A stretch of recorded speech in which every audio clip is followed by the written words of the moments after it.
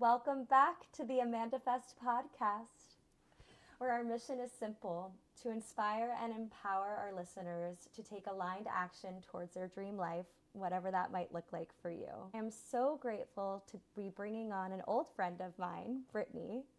She's a celebrity trainer based in Los Angeles. Brittany's journey is a testament to how life's unexpected turns can lead to your true calling.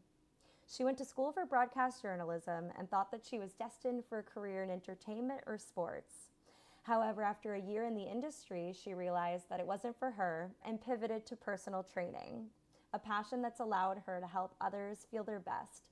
Brittany's story is also one of resilience, as she has navigated anxiety and depression while building a successful business. This week's topic is all about finding your purpose and embracing life's unexpected turns. Before we dive in, I'd love to just take a quick moment for us to get present in our bodies. So wherever you are, whatever you're doing, I invite you to close your eyes and just drop in. I like to put a hand on my heart and a hand on my belly, just to remind myself that I'm here and in my body. I invite you to take a nice deep breath in and a cleansing exhale out. And with each inhale, I want you to think about something that you're calling in. Maybe it's an intention, a desire for an emotion, a feeling, whatever it might be. And with every exhale, I want you to think of something that you're letting go of, any stress, anxiety, something you don't want to carry with you into this next hour. So some nice deep breaths in and out. And one more time, nice deep breath in. Feel free to make some noise and shake it out on the exhale. Yay, welcome. Welcome to AmandaFest.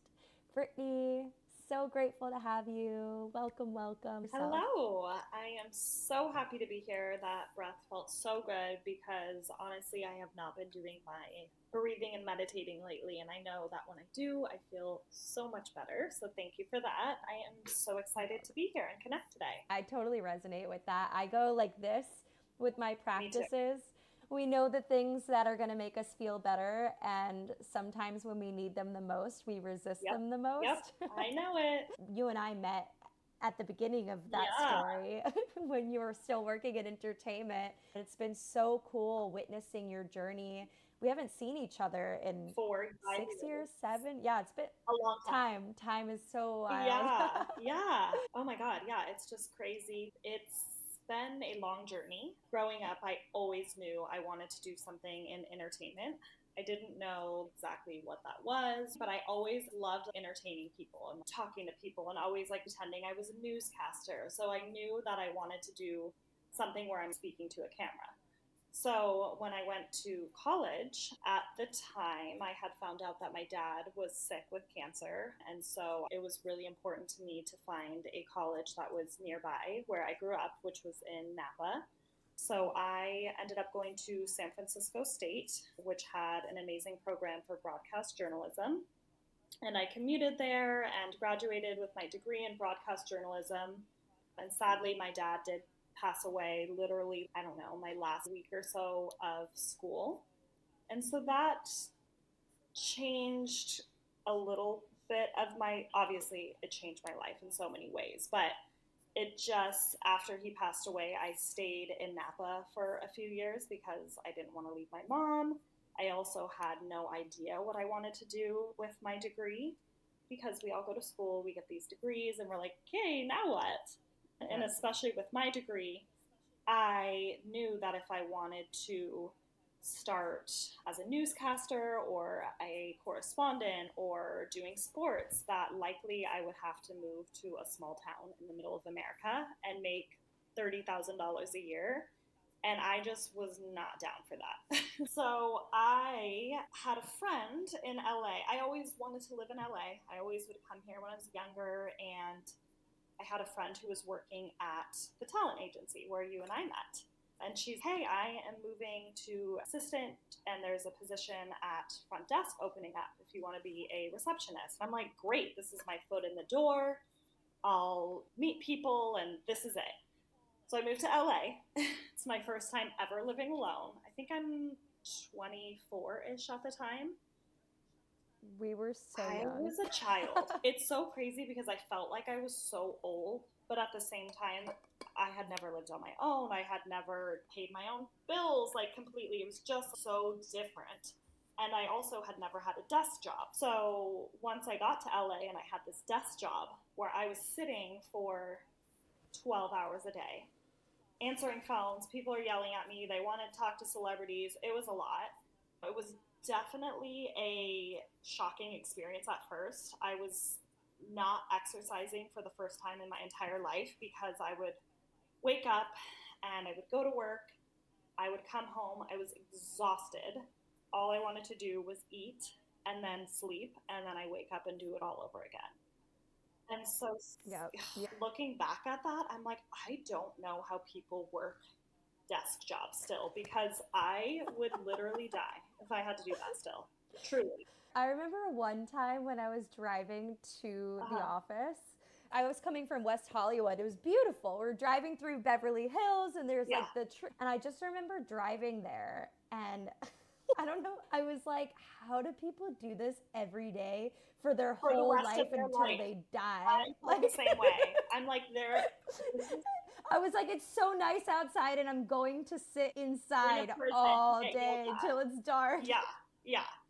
Yeah. So some point during the year that I worked there, I ended up moving out of the reception position and into an assistant position. I worked for a certain someone. Really went downhill from there. My experience was not fun. I was getting screamed at all day, every day, and I was belittled all the time. And I'm like, this is miserable. And I remember working front desk with one of my friends, Brianna. I remember telling her specifically so many times, and I would just cry to her, and I'm like, I hate entertainment. This is horrible. All I want to do is build my brand and get back into training. And at the time, I hadn't been training for a few years. I wasn't working out anymore. So I just had zero leverage. I just kept saying that's what I wanted to do. I'm like, I don't care what I do. I just want to do something that's not this. I want to help people. I want to do something that feels like I'm actually doing something good versus just sitting here and getting yelled at. It just like really put things into perspective. And eventually, about a year in, I quit out of nowhere. I couldn't handle it anymore. I started dealing with anxiety and depression really bad. I got to the point where I didn't even know how I could get out of bed in the morning because I just felt like I had a semi truck sitting on my chest and I didn't want to go into work. Ugh. And I was like trying to apply for jobs, but I just didn't know what I wanted to do. I just felt so lost because all I had ever wanted to do in my life was do something in entertainment. And then I go and I have this horrific experience. People who have worked at agencies, as you have, can attest to that. You can't even describe It's like the Devil Wears Prada, what but works. worse. It's not even real life. And then everyone gets away with it. I'm just like, this cannot be my life, but I don't know what else I want to do. And I just felt so lost. I felt like I was 25 and I'm like, oh my God, I don't know what I want to do with my life. I'm 25. I started comparing myself to everyone and I just felt so lost. My dad had passed away and I just felt so insecure and I just didn't know what I was going to do.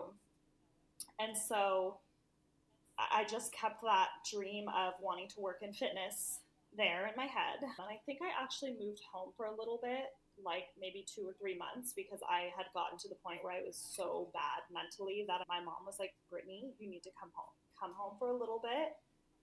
And that was the first time that I had experienced like the darkest depression of my life. Yeah. And I put a lot of pressure on myself. So the entire time I was taking a break from LA, all I could tell myself was, you just gave up. You just gave up. Like, you have to find a job. Get back there. You just gave up. So I found a job. Yeah, as we all do. We're just so mean to ourselves. And I ended up getting a job at the Waldorf Astoria rooftop as a hostess. I'm like, great, let me just be a hostess. Maybe I'll meet people and maybe I'll be a nanny because I love children. So I got a nanny job, whatever. A couple months into working there, had a friend who would go to yoga at this gym called Dog Pound, and she's like, you should just apply here. At the time, it was the coolest gym in LA. All the celebrities were going there. Justin Bieber was there, and it was just like so cool. This was pre-COVID, obviously. And so I'm like, okay, I'll just apply for front desk because I haven't trained in forever, and then I'll apply at front desk and then work my way up. So I applied and ended up getting the job. Eventually went full time there and quit my job at Waldorf Astoria and Nanny. And for the first time in LA and for the first time ever in my life, I was like, oh my God, this is what I want to do. I was surrounded by people who loved what I loved, fitness, and everyone was young and everyone was fun, and we were surrounded by celebrities and going to the coolest parties, and it did not feel like a job. And I'm like, this is the life I want to live, because coming from sitting at a desk and getting yelled at and belittled, it was like a carnival. It was Yeah. so fun. And so eventually COVID happened and I had gone home, and I kept telling my managers, I was like, I really want to be a trainer. And so eventually I became a trainer there, which I was so proud of. And I think we even worked together when I was working for my oh celebrity. my God, yeah. Did you come in? A handful of Yeah, times, yeah, yeah. yeah. I feel like that was a lifetime ago. Even like working at Totally. the talent agency with you, like it just, I feel like I've lived like 10 lives in the past 6 years that I've been here. Couldn't It's agree so more. crazy. So yeah, I was working at Dog Pound and it was so much fun, and I was a trainer, and I was just finally, I was like, wow, like I did it. This is what I kept saying I wanted to do, and I did it. And then I felt like I got to the top of my mountain. I was like, I was Hmm. here, literally down, and then I got to the very top. And then at some point, a couple years ago, I was like, oh, I'm not happy anymore. I felt like I was in a male dominated environment again. And there was a bunch of things, but I just felt myself feeling like I hit the top and there wasn't room for growth. And A beautiful piece of advice from a mentor of mine that was talking about when to leave a job. And it was like, you could have the greatest job in the world, the coolest job in the world. But I was like, yeah, but when do you know when it's time to go? And this advice was also about like when to start yeah. your own thing, right? And he was just like, yeah, like when you stop Mm-hmm. growing, when you're in the space and everybody's coming to you and there's no one left to learn from, there's nothing left to Mm-hmm. learn, Yeah, that's, timed up I level. think that's a beautiful quote and so true. And I don't necessarily feel like there was nothing left to learn, because in fitness and whatever, there's always stuff to learn, but I just, in the environment, You received all the medicine you needed from that exactly. experience. Yes. And so that moment, that last, I don't know, 6 months, whatever, that I was at my job, I started to feel super anxious again and unhappy, because all of a sudden I was like, now what do I do? I never thought I would, first of all, be a personal trainer for my career. And now here I am, a personal trainer. I think the only thing I could do, which made sense to me, being so hard on myself, I'm like, go start your own thing. I didn't necessarily want to jump to a new gym, because I'm like, I just worked for someone and I wanted to quit because I hit the top. Why would I go work for someone else? So I made the decision to jump and start my own company, Body by Brit, and work for myself. So that's been over 2 years now, which is absolutely insane. Because if you were to ask me 10 years ago if I ever wanted to own my own business or work for myself, I would say absolutely not. Like Why? I never had aspirations to work for myself, because I just, something I've always wanted in life since I was young was to be a wife and a mom. I want a family. I never really got on the trend of being a girl boss and wanting to own my own company and be independent and all this. I think that's amazing. And I do think that women should be independent and make their own money and have their own hats. But I want to be a wife and a mom. And I just wasn't interested in owning my own company. I just figured like I'd work for someone else and then I'd start my family and be a mom, but also train part time, whatever. Now here I am in my own, in my, That's so yeah, funny. it's so crazy because it's, yeah, again, like with anything that I've been through in the last 10 years, I never thought my dad would die when I was 22. I never thought I would not work in Yeah. entertainment. Who would have thought I would be a personal trainer and work for myself? Like, I Right. just, again, and you talked about this podcast being very much about finding your purpose. I think the common theme of me and how I got to where I am now is listening to what makes me feel good. And maybe not necessarily at the Mm, time, I didn't know that I was doing that, but now looking back, I remember like those conversations at the desk at the talent agency and just remember saying, all I want to do is help people. Now, six yeah. years later, that's what I do for a job, and I'm able to support myself and not be miserable working for someone else. I'm the happiest person ever because I get to do what I love and it doesn't feel like work. Yeah. Oh, Oh my God. So many. Thank you so it was a much. long Like, story of where I got wow. to where I am, but here we are. No, there's so much to unpack there. One of the big pieces that's coming through for me is the idea of Yeah. pivoting, right? Like when you talked about the moment when you left LA and you went back home and you were telling yourself that you Mm-hmm. failed, that you gave up. I think that there's something really interesting about us allowing ourselves to change. Like as human beings, we're going to shift, we're going to grow, we're going to evolve. And so it only makes sense that our dreams are going to shift and grow and Cool. evolve. You know, when we're little kids, when you ask little 5 year olds what they want to be when they grow up, there are some people that feel like, okay, I made that decision, I got to Yeah. stick to it. And then especially when you go to school and And you you spend your money. Yeah. pay all of this money, yeah, you pay all this money for a degree. I studied acting in college. And I remember going into it, my dad was like, "You better Yeah. pursue Yeah. acting. Exactly.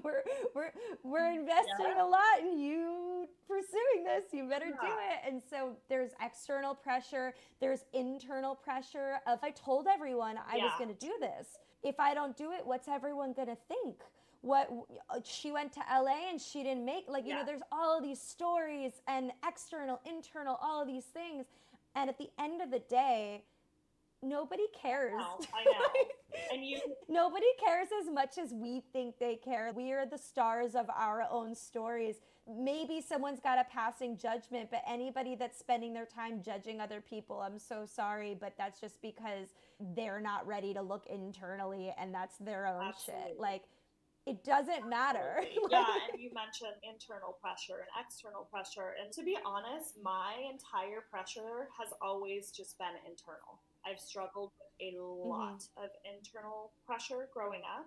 And I think, yeah, it's just like I put so much pressure on myself to succeed. And even now, I went through just about 6 months ago another really hard period of depression and anxiety. It was like about a year into working for myself, or a year and a half, and it was hard, and I didn't know what I was doing, and I'm like, oh my god, like I have to support myself and it's slow right now, what do I do? And I've never worked a slow holiday season, so I didn't know what it was like. And there was a point where I was like, I'm going to move home, but I could not let myself, because I'm like, no, you can't give up. What is everyone in Napa going to say if you give up and you go home and you move home? Like, you can't do that.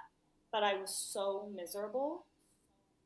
And eventually, I have been on antidepressants for a long time since my dad was sick. I've been on so many different ones. And for some reason, the anniversary of my dad's passing is when I tend to fall into this other, I can't even describe. It's like an alternate universe I'm in. It's horrible. But I kept saying, I'm like, I don't want to be on meds anymore. Why do I have to be on meds? Why do I have to rely on this to feel happy? I don't want to change my meds. I just want to get off of them. I got to the point where my mom was like, Brittany, if the doctor is saying you need to be on two different meds in order to be happy, just try it so you can get out of this. And ever since I got my meds adjusted, I have been so happy. And I'm like, I don't even care anymore. about my own stigma because I'm okay with it. Some people need meds, and who cares if I'm on it? If that makes me happy and I'm able to like get to the point where I'm like, oh, I don't need to move home to Napa. I don't hate my apartment, but my brain was fucking with me so bad because the chemical Yeah. imbalance, and I had to like lean into letting Yeah. meds help me. Yeah. Wow. Thank you for sharing. That's so beautiful. It's so hard. And we were talking about this too. People from the outside, I was just look gonna say at, that. yeah, like people from the outside probably look at your Oh Instagram god. and they're like, wow, she's so beautiful. She's so cool. She's hanging out with all these people. She's got it going on. And yet still, there's all of this internal turmoil, which just goes to show, and, both of us having a lot of experience in entertainment, working with celebrities, working with, the people that are idolized and put on a pedestal, they all have, they're dealing with the same exact shit that Yes. we are. And most of the time, like even at a higher level, because there's all this external pressure to Yeah. perform and to appear a Yeah. certain way. And so there's likely this dissonance, I'm sure, when you go through those peaks and valleys of Mm-hmm. emotions where you're like, but people Yes. expect Yes. Brittany to be That this, but really I'm I this. actually have, I used to have a really tough time with that because, as you know Yeah. me, and people who follow me on Instagram, I am super open and I'm just like, I Yeah. show the good, the bad, the cute, the not cute. I show it all. And for the most part, I have a very outgoing, bubbly personality. But on the flip side, people don't see when I'm like so depressed, so anxious because they look at my Instagram and they're like, oh my God, she's training her and she's hanging out with this superstar, whatever. She has the dream life. She's living in LA. She's whatever. When in reality, again, like I'm on my couch, can't even move because I'm so depressed. And it is hard because then I put the Yeah. pressure on myself. I'm like, oh my God, I'm letting people down because they think I'm living this life and I'm not. But honestly, the older I get, so I'm 30 now, I'll be 31 next month. I feel better and better and better every year. You get to the point where you let things go a lot easier and you just feel so much more confident in your skin and you're like, I don't care what people think about me. And yeah, Totally. so I'm very happy in my 30s now. Yeah, I'm turning 30 in November and Welcome. I'm like, I'm I ready. was too. I don't know what the fear is around turning 30 because I feel, first of all, I already feel like Yeah, I'm 30. I feel like I've been 30 for yeah. the last year. I feel like when I turned 29, That's I how I turned felt 30. too. I was like, I'm But almost 30. I'm like, no, Britt, you're 29. that, Appreciate it. yeah, but there's totally that element of it where it's, I'm just going to be Yeah. myself. I'm just going to be real and letting go of feeling like you need to perform or you need to prove or you need to do any of these things. And I think we're very lucky that we've arrived at that place. There are many people that never Yeah. get there, and there are many people that need the example. That's a big part of why I started this podcast. There were so many perspectives and conversations and things that I was never exposed to that I wish I had seen and heard earlier. We didn't grow up with social Thank media the God. way that like Thank kids today God. now are. I can't I even can't either. imagine what that must feel like, feeling like you have such an intimate window into It's people's lives horrible. and not knowing all of the other elements of it. So that's why with this podcast, I'm calling on people that are living the dream.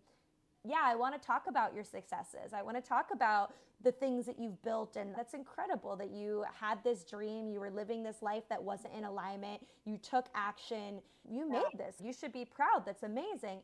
And at the same time, I think it's even more beautiful and equally as beautiful to share all of the pieces that go with that, where that imposter syndrome still comes in. I think that everybody has the capacity to go to those dark places, Totally. to go to the places of intense anxiety, intense depression. It's definitely a Mm-hmm. spectrum, and I commend you for being so open about it. If people are being real, we all experience levels of this shit. Just so Don't many of us try to numb out from it or pretend it's not totally. happening versus acknowledging, yeah, same thing. When you were talking about how you were feeling at the Oh my agency, God. I blacked out so much of that Wow. experience. I don't remember a lot of totally it. I do remember the first agent that I worked for, the first desk that I was on. It was so bad. I'm trying to Like, remember all the names. You can tell me after. yeah, I'll tell you after.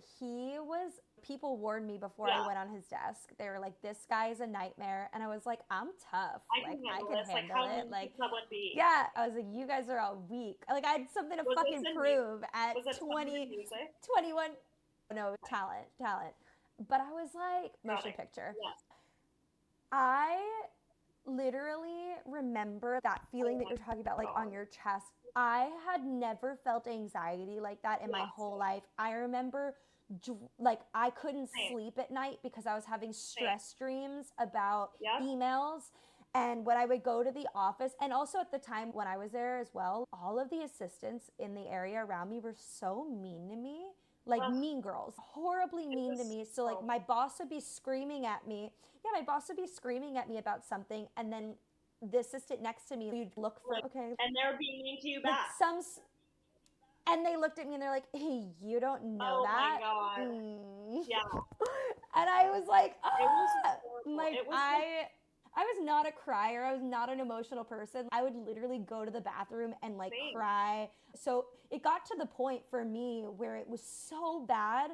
I was at the office until Yeah. midnight and like back in the office at 7 in the morning and sleeping in my car. It was just this crazy experience. And I remember my mom was so worried about me. She was in Yeah. Florida at the time. She flew Oh. out and got a hotel by the office because I was like, I can't stay with you. I couldn't even accept her as a guest. And she's, don't worry, like I'll get Yeah. a hotel, blah, blah. So we're staying at a hotel by the Wow. office. And I remember I woke up in the middle of the night, super stressed and anxious. And my mom just looked at me and she's like, this isn't Yeah. normal. Yeah. When I would tell You're people not this supposed too, to. they're like, what the fuck Y- are you doing and why? yeah, you're not supposed to, you don't have to No. feel like this.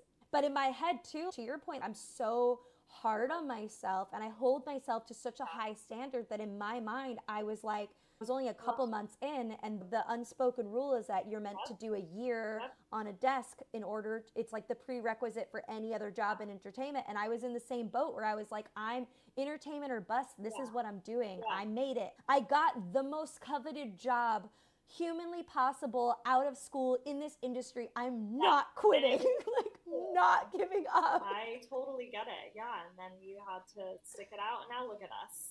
And they put you to the Oh my test, God.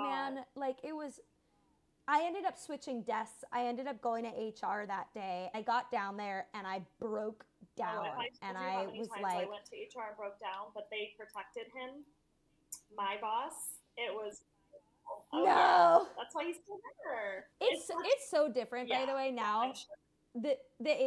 Like since the Harvey Weinstein and all that happened, our experience of working at the agency versus what an agency looks like now, they're getting paid double what we Really? are getting paid. Yo, we What? were making like I couldn't even afford I think my anything. first paycheck I was making like $11.50 Yeah. an hour. Yeah, they're making like over Wow. 20 something an hour. They're not allowed to stay in the office past a certain Wow. time. Their agents have to treat them or else like they'll That's get it. crazy. It's such a I different still would game. never go back ever. You could not pay me. No, it's the kind of thing that you have to do when you're Yes. young and dumb. Because Totally. if I went back now wouldn't and put up with somebody that. spoke to me Yeah. that way, Fuck I would you. be like, Yeah. absolutely Yeah. not. Oh my God. Honestly, I couldn't even go to the Century City Mall after that, after working there for a long time, because I would have PTSD. I still go there It's, and like, see some of the true. agents, and I'm like, it makes me physically shudder. Yeah. Yeah, Crazy. totally. So wild. But yeah, I actually remember because I used to spend a lot of time up at reception when you were up there with Yeah. Ellen, I think.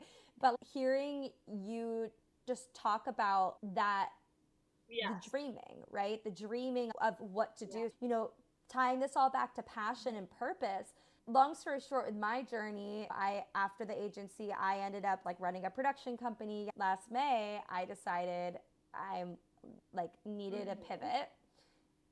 And I I just had poured so much of my life into this dream that I convinced myself that I was like, this is my dream. This is what I want to do. And I said it over and over and over and over. And I got so lost in it. It was so hard for me to pivot. And then when I did pivot, if you had asked me, okay, Amanda, what do you want to do? What's your dream?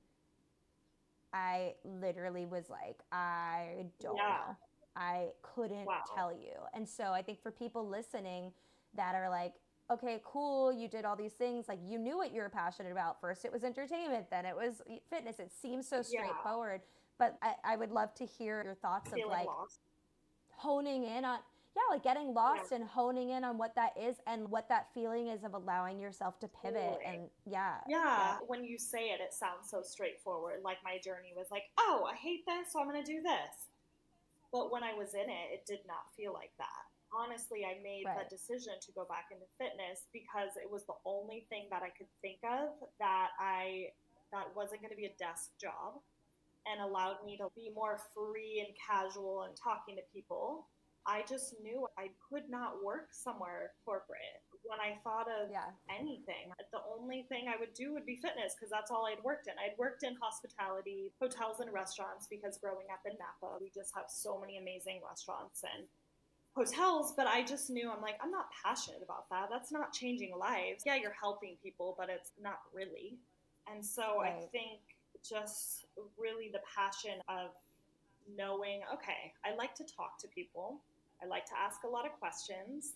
I like to feel like I'm serving in some way.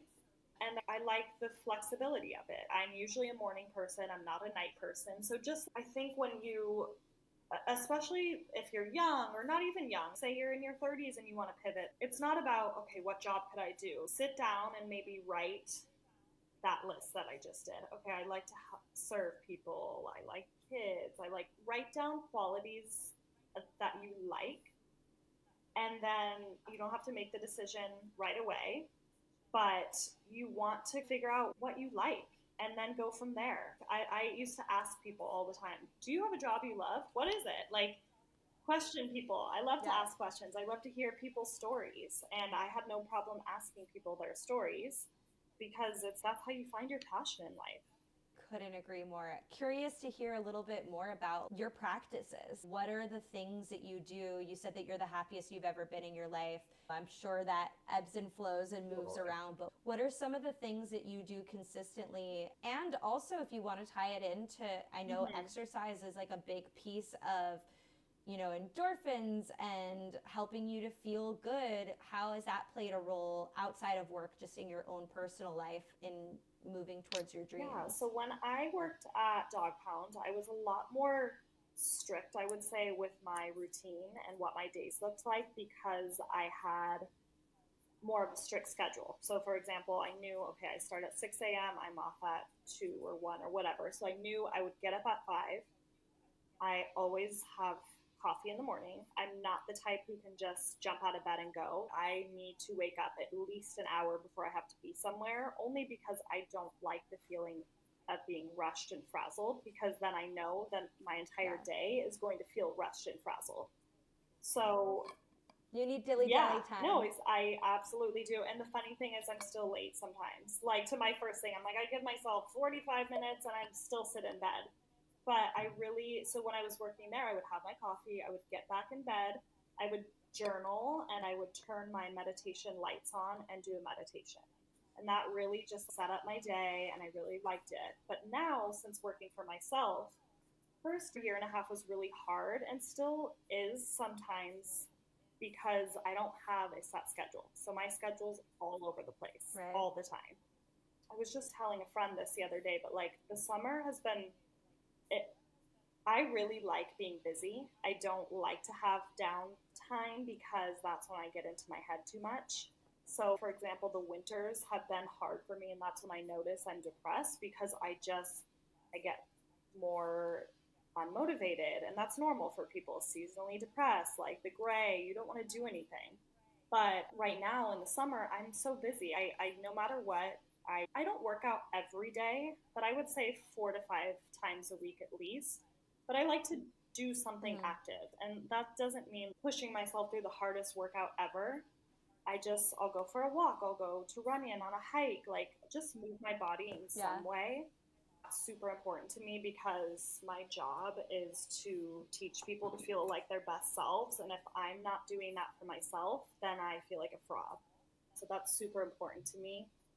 And then, yeah, I tend to go to bed on the earlier side just because I'm not a night person and normally I wake up super early. So I like, your girl needs her sleep. She needs 10 hours at least.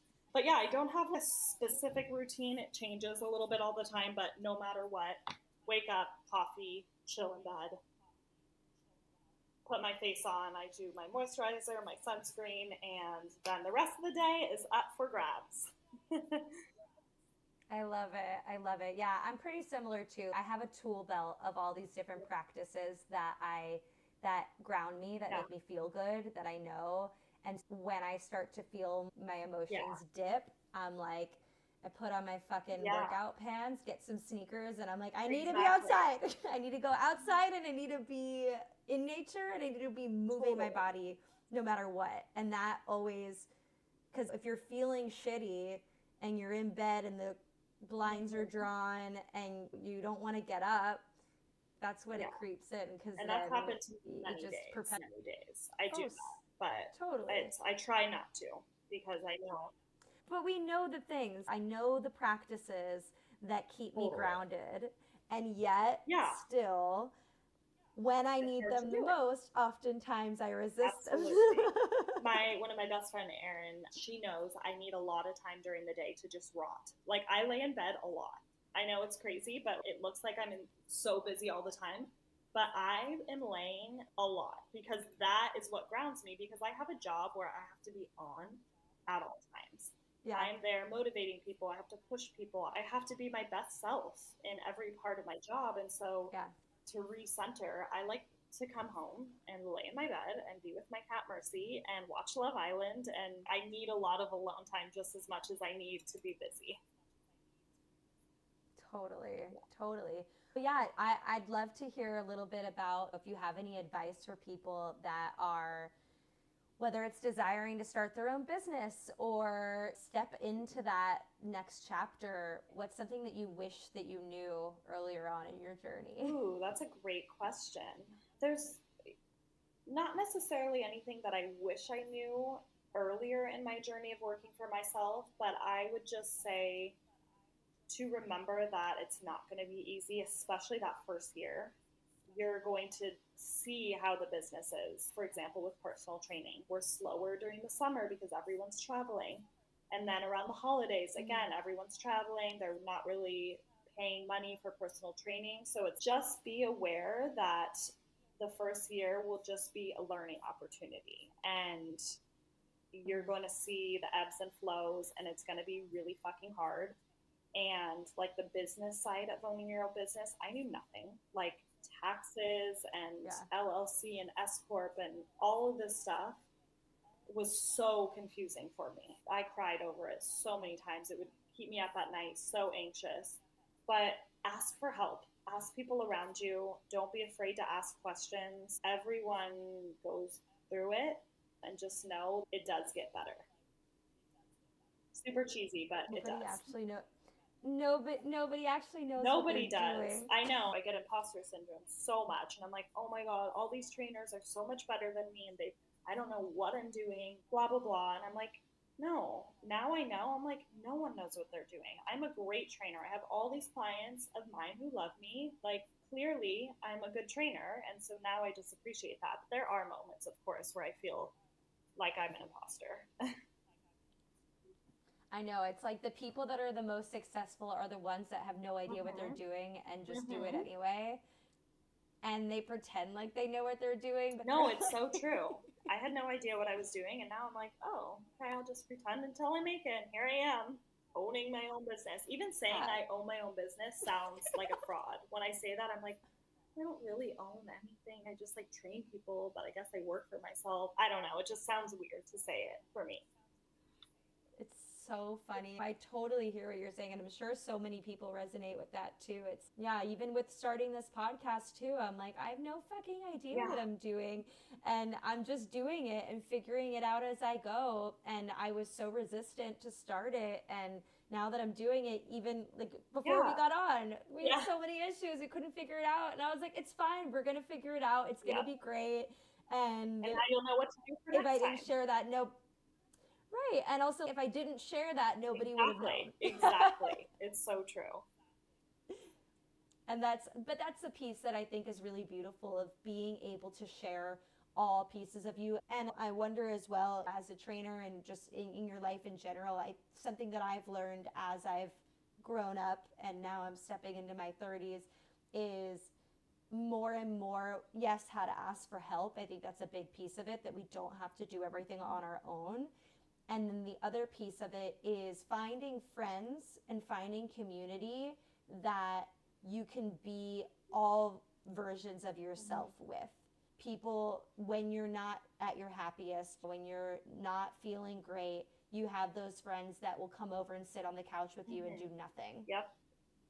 That will just hold space for you and love you and not ask you what's wrong and just be there with you in that. And getting to the point too for yourself where you're allowing other people to see you in that, and you trust that it's safe. Yeah, I've been really lucky in my life to have such a great support system, especially when I go through my periods of anxiety and depression, because there has been many few times where it got so bad where I just was embarrassed to keep telling my friends how bad I was feeling, because I'm like, they're going to think I'm crazy. They're going to be like, why the fuck can't you just snap out of this? Because I have a couple friends who I feel like haven't necessarily dealt with the degree of depression or anxiety that I've felt. And I've just had to realize that's okay. That doesn't mean they can't be there for you. It's just, I always was like, you can't relate. You'll never get it. But that's okay. They don't have to get it, as long as they can be there and I can let them support me, and I can, tell them like, dude, I have these crazy thoughts in my head right now, and I know it's not me, but can I come lay on your couch? I don't want to be alone. And I've been so lucky to have people in my life that I can call for that. But it's not easy for everyone to speak up, but that's me. I'm very open with everything. So I feel like I don't have as hard of a time being as vulnerable as some people would. Totally. What is some advice that you would give a friend or somebody that has a friend that is going through a depressive period or is dealing with intense anxiety? Is there any advice that you would give somebody trying to support a person like that? How, and obviously it's going to be different in every situation for every person, but I feel like there are definitely some key things for holding space that you might be able to impart on some wisdom for some friends that are like, I want to be there, but I don't know how, and I don't know what to do. My advice is just to listen, judge free, and let your friend feel what they're feeling, and don't try and fix them. Sometimes there's nothing you can do, and it's just more about just be there and listen and let them, if they tell you, let me just lay here and do nothing, great. Don't try and talk it out. Why are you feeling like this? Let's see if we can get you out of this, because sometimes it's chemical. We can't talk it out. Like with me, a lot of times I'm like, I would do everything. I would meditate, I would journal, I would go on walks, like nothing. I could not get out of it until I got on meds. And so my advice is to just be there and check in on your friends. Try not to push them away just because you think they're feeling bad, so you want to leave them alone. Even if you just send a text and, hey, I'm here for you. I'm not going anywhere. If you need me, I'm here. Because just knowing that someone is there to just listen or just to be there it means everything. Yeah. I love that so much. Yeah, I feel like that's been a big part of growing up, is I've always been a really empathetic person, and me too. I somehow have always known how to handle situations beyond what I should know. Like when my mom tells me stories of me as a kid, she's like, you would say things and just know things that like no one Yeah. told you, just Wow. knew. And and for me, I always found it confusing when people didn't know what to Mm-hmm. do because I always knew Mm-hmm. what to do. And so I think you sharing that advice hopefully is really helpful for people out there who really have the best of intentions and want to show up and want to be a good friend, but just don't Yeah. know how. Yeah. And No, I'm glad you asked that question because it's hard for some people, for a lot of people actually. It's not an easy thing to deal with emotions of other people, especially like men and dealing with emotions or friends who've not dealt with anxiety or depression. It's not easy for everyone. totally. This has been so beautiful. I'm so grateful to have had you take a little trip down trauma memory Fun lane. therapy. It's therapy over here. It's been so good. Yeah, if there's any kind of closing thoughts or if people want to connect with you, would love to give you the opportunity to share Yeah. all of that Yeah, juice. so I am accepting clients in Los Angeles, West Hollywood area. So if you are looking to train, you can always send me a message on Instagram at the_juicy. I also have started a class. It's once a month. It's me and a friend, Julia, who I used to work with at Dog Pound. It's called Sweat and Sound, and it's a 45-minute workout led by me, followed by a 30-minute sound bath led by her. We have our first one Sunday, July 14th. We will do another one in August and September. So just make sure to follow me on Instagram and I will post more about that. Beautiful. Thank Thank you so you. much, Brittany. This has been so fun. So grateful to have had Thank you so you. much. This has been And awesome. Such a great conversation. we'll catch you guys on the next one. Thanks so much. Thanks.